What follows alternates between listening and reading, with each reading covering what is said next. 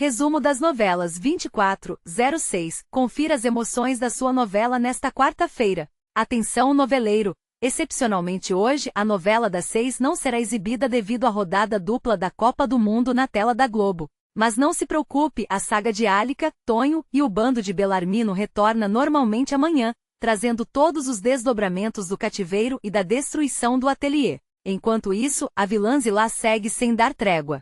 Ela continua articulando uma terrível intriga contra Janete, disposta a tirá-la de seu caminho de uma vez por todas. No Bom Retorno, o clima também pesa para o núcleo jovem, magoada com uma série de mentiras e atitudes questionáveis. Eduarda toma a dolorosa decisão de se afastar definitivamente de Lourenço, deixando o rapaz completamente desolado. No capítulo de hoje das outras tramas, prepare-se para tensões perigosas atrás das grades e segredos prestes a explodir. O clima de guerra continua intenso no presídio feminino e a perigosa Zeni, sem se intimidar após o último atentado, confronta Adriana no pátio com novas ameaças veladas contra a terapeuta. Paralelamente, Ademir entra em pânico total ao perceber que suas falcatruas estão sendo descobertas, fazendo de tudo para esconder as provas de um suborno milionário. De segunda a sexta, a partir das 8 horas da manhã, você fica por dentro de tudo o que acontece na sua novela favorita com o nosso resumo dos capítulos, dentro do programa Manhã da Play,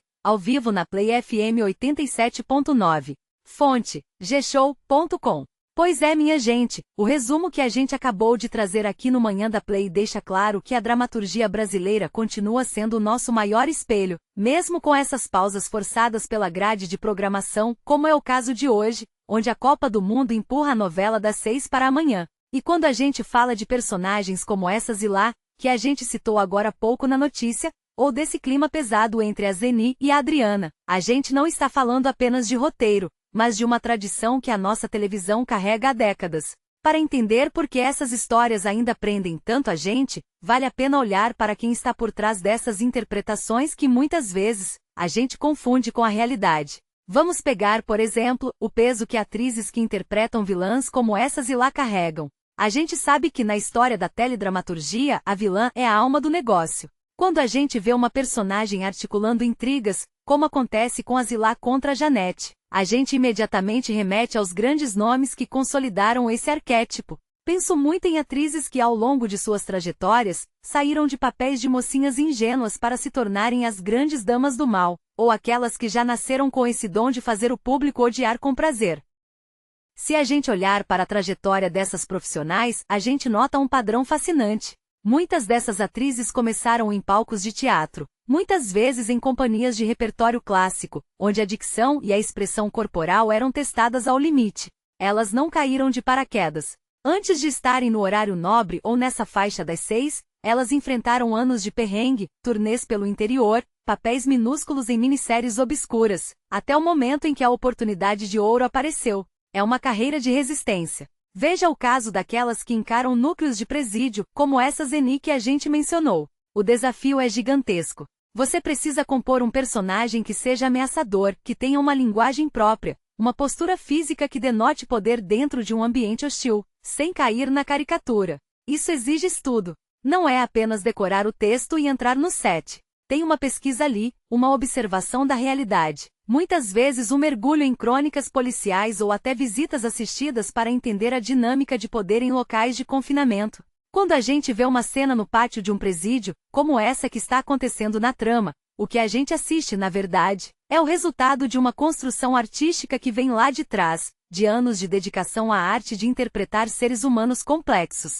E tem uma correlação curiosa entre esse momento da dramaturgia atual e o que a gente via lá atrás, nos anos 90 ou no início dos anos 2000 antigamente. A vilã era má por ser má. Tinha um quê de operístico, de exagero que a gente adorava. Hoje o roteiro pede uma vilã mais psicológica, alguém que justifica seus atos por traumas ou por uma visão distorcida de justiça pessoal. A Zilá, por exemplo, não faz maldade por acaso. Ela tem um objetivo, ela tem um alvo, ela tem um método. Isso reflete um pouco da nossa sociedade atual, onde as relações ficaram mais estratégicas, mais calculadas. A gente não tem mais aquele vilão que ri sozinho no escuro, a gente tem o vilão que sorri para você enquanto te dá uma facada pelas costas. E esse núcleo jovem do Lourenço e da Eduarda traz o contraponto necessário. É o drama da escolha, da decepção, da maturidade chegando através do sofrimento.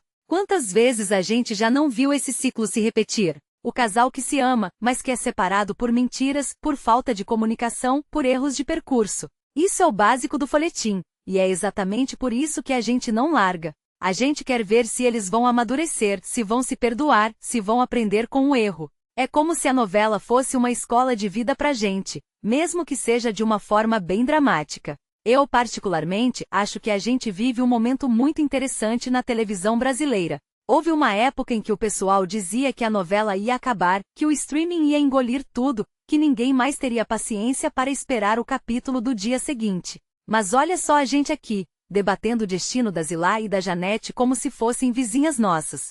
Isso mostra que a conexão humana, o desejo de ver uma história se desenrolar, o ritual de sentar no sofá ou ouvir o resumo no rádio, isso é algo que o algoritmo ainda não conseguiu substituir completamente. Tem algo de comunitário nisso. Quando a gente comenta sobre o Ademir e suas falcatruas, todo mundo conhece um Ademir na vida real, alguém que se enrola com o dinheiro, que tenta esconder o sol com a peneira e que, inevitavelmente, vai ser pego pela própria ganância. É o arquétipo do trambiqueiro, que também é uma figura clássica e necessária para movimentar a trama. O que eu acho fascinante nessa história toda é a resiliência dos personagens e, por extensão, dos atores. Eles passam por tantas fases. Tem ator que começa como galã, passa anos sendo objeto de desejo, e depois consegue fazer a transição para papéis de caráter, de vilania ou de mentor. Essa mudança de pele é o que garante a longevidade na carreira. A gente vê artistas que estão na ativa há 40 anos e que ainda conseguem surpreender, que ainda conseguem dar uma nuance diferente para um gesto, para um olhar. E isso, para mim, é a verdadeira magia da dramaturgia. É o que faz com que a gente perdoe a ausência da novela em dias de jogo e fique contando os minutos para o retorno. A gente se importa. E enquanto a gente se importar com o que acontece com a Janete, com a Eduarda ou até com as vilanias da Zeni, a nossa televisão vai continuar sendo esse fenômeno de audiência. Por fim, eu queria deixar aqui a minha opinião sobre esse cenário de tensões crescentes nas tramas. Às vezes a gente reclama que a novela está pesada, que tem muita intriga, que a Zilá é insuportável, mas se a gente parar para pensar, é esse conflito que mantém o motor da história ligado. Sem o conflito, a história estagna. A gente precisa dessa urgência, dessa sensação de que algo vai explodir a qualquer momento, como esse segredo que está prestes a vir à tona na trama. É o que nos mantém ligados, é o que garante que a gente vai sintonizar aqui na Play FM amanhã cedo, às 8 da manhã, para saber exatamente como tudo vai se desenrolar. A vida real já é cheia de problemas, e talvez a gente busque na novela não uma fuga,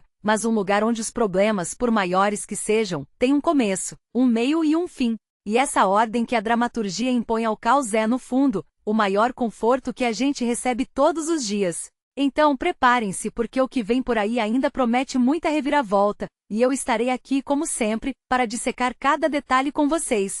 Agora, a bola vai rolar, a gente precisa acompanhar esse jogo, mas amanhã, logo cedo, o nosso compromisso é inadiável. Vamos ver como essa turma vai sair dessas enrascadas, porque cá entre nós, ninguém aqui é de ferro, e a gente precisa saber quem vai vencer essa batalha, se a vilania ou o bom senso. Fiquem ligados, porque o mundo das novelas nunca para, e a gente também não. Legal, gostei que você assiste até o fim, obrigado. Poxa, esse cara aqui tá trabalhando toda hora. Eu acordo cedo, já vou ver canal, vou dormir tarde às vezes vendo se tem comentário, se alguém se inscreveu. Porque canal pequeno a gente começa assim, né? E o que engorda o boi é o olho do dono, eu sempre falo isso. Então, só um dedinho, ó. Bom, você se inscreveu no meu canal, fiquei super feliz. Fico feliz demais. E aqui chega a notificação, eu fico feliz. Se tiver um comentário, então, eu vou ler ele, vou responder, vou deixar um coraçãozinho. Fico muito feliz e agradecido porque isso ajuda meu canal. Posso contar com você?